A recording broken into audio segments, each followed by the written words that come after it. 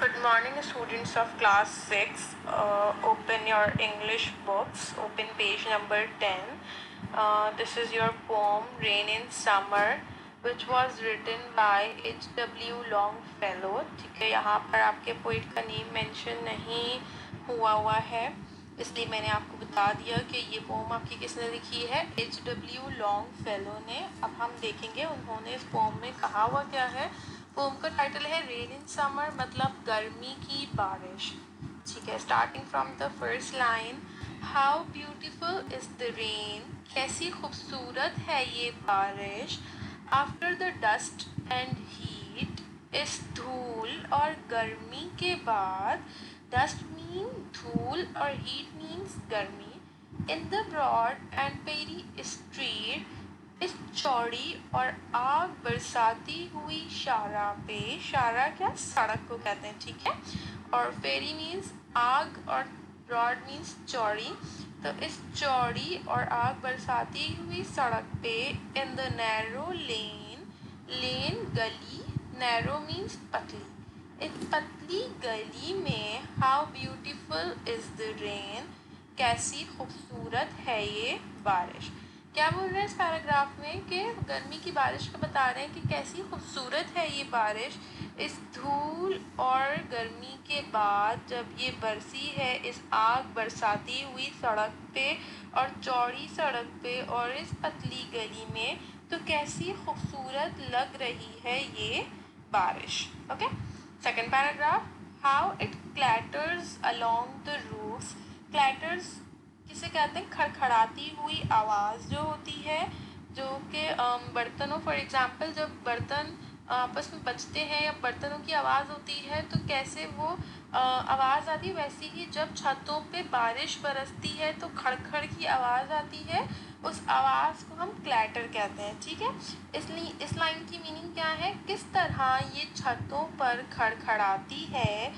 Like the tramp of hoofs, घोड़ों के भारी कदमों की आवाज़ से इन्होंने रिजेंबल किया। फॉर एग्जांपल अगर जब घोड़ा भागता है तो उसके कदमों की कैसी भारी सी आवाज़ होती है, तो उससे इन्होंने बारिश को रिजेंबल किया। ट्रैम्प ऑफ हूफ्स का मतलब ही ये होता है कि घोड़ा जब भागता है तो उसके भारी कदमों की आवाज़ होती है। सही है, तो वैसे ही जो H.W. लॉन्गफेलो कह रहे हैं कि छतों पर से वैसी ही आवाज़ आती है जैसे कि घोड़े के भारी कदमों की आवाज़।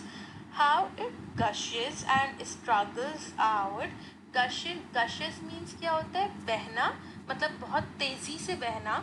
सही है, और स्ट्रगल्स मीन जद्दोजहद। तो क्या बोल रहे हैं, बारिश बहुत तेज़ी से बह रही है जद्दोजहद करते हुए, मतलब कि एक जगह जब पानी जमा हो जाता है और वो बहुत तेज़ी से बहता है तो वो किस तरह से बहता है, बहुत स्ट्रगल होती है उसको कि वो एक जगह से बह रहा है। तो यहाँ पर पोइट इसको इसी से रिजेंबल कर रहे हैं कि ये किस तरह बहता है पानी और जद्दोजहद करता है।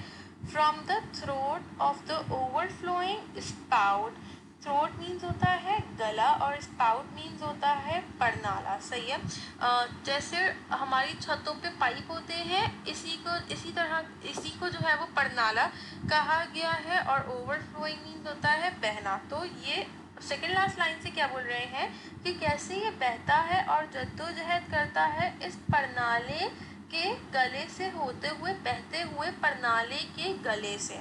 सही है, गला क्यों कहा है, जो उसकी ट्यूब होती है पाइप की उसको उन्होंने गले से रिजेंबल किया है, जब इन्होंने यहाँ पे थ्रोट का वर्ड यूज़ किया है। तो सेकंड पैराग्राफ में वो क्या कह रहे हैं कि कैसे ये छतों पर बरसती है जिससे खड़खड़ की आवाज़ें आती हैं, खड़खड़ाती है ये बारिश, जैसे ऐसा लगता है कि घोड़े के भारी कदमों की आवाज़। और पानी कैसे जब बहुत ज़्यादा हो जाता है, फॉर एग्जांपल वाटर की हैप्पीनेस कहेंगे कि वो एकदम से जो है वो बहना शुरू हो जाता है, तो कैसे पानी जद्दोजहद करता है और बहता चला जाता है इन परनालों के जरिए।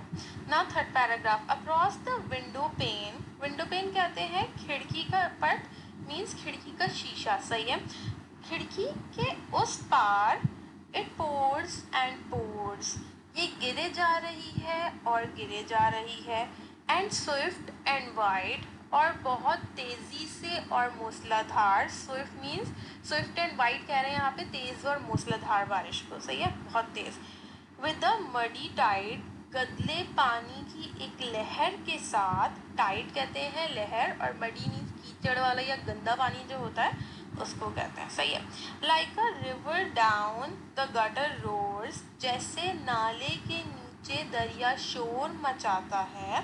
मतलब वो एक एग्जाम्पल दे रहे हैं कि इससे गटर जैसे ओवरफ्लो हो रहे हैं, जैसे कि वो दरिया हो और दरिया कोई बह रहा हो, ऐसे शोर मचा रहा है। रोर मीन्स होता है जैसे बादल की गरजने की आवाज़ नहीं होती, ऐसे शोर की आवाज़ को कहते हैं रोर, ठीक है। The rain, the welcome rain, बारिश, खुश आमदीद बारिश। मतलब वो इस पोम में जो है वो बता रहे हैं कि अगर बारिश हुई है तो उससे मुश्किलात का सामना भी है कि गटर भी बह गए हैं, और बारिश जो है वो इस स्पाउट्स के ज़रिए इस तरीके से तेज़ी से बह रहा है पानी, और सब जगह पानी भी जमा हो गया, लेकिन उन्हें फिर भी ये बारिश अच्छी लगी और वो फिर भी इसको वेलकम कह रहे हैं, क्योंकि इस गर्मी के बाद जब ये बारिश बरसी है तो वो उनको बहुत ज़्यादा अच्छी लगी है, क्योंकि उसने मौसम अच्छा कर दिया है। और ये बारिश जब इतनी तपिश और इतनी आग के बाद जब बरसी है तो ये बहुत अच्छी लगी। ठीक है, यहाँ पर हमारी पोम फिनिश हो जाती है।